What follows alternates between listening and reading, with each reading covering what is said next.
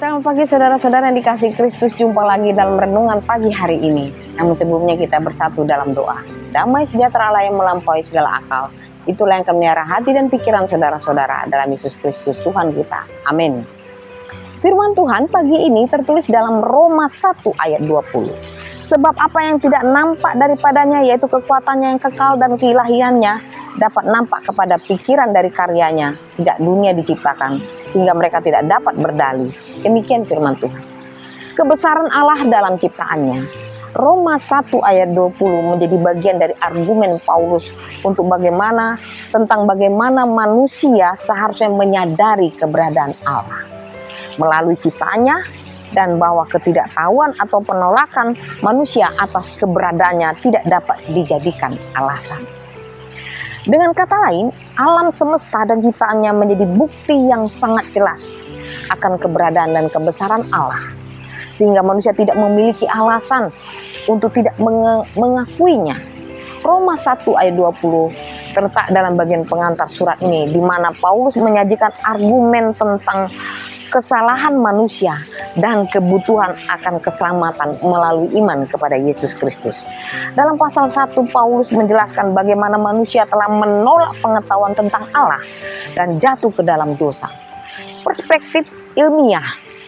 Dengan kemajuan ilmu pengetahuan dan teknologi, pemahaman kita tentang alam semesta telah berkembang secara signifikan, saudara-saudara. Meskipun ayat ini memiliki latar belakang religius, banyak orang yang melihatnya sebagai undangan untuk menghargai kompleksitas dan keindahan alam semesta melalui lensa ilmiah. Oleh karena itu, kita melihat juga dalam nats ini bagaimana perlindungan terhadap lingkungan. Dalam era ketidakpastian, perubahan iklim dan kekhawatiran akan kerusakan lingkungan, Roma 1 ayat 20 dapat diinterpretasikan sebagai panggilan untuk menjaga dan menghormati ciptaan Allah.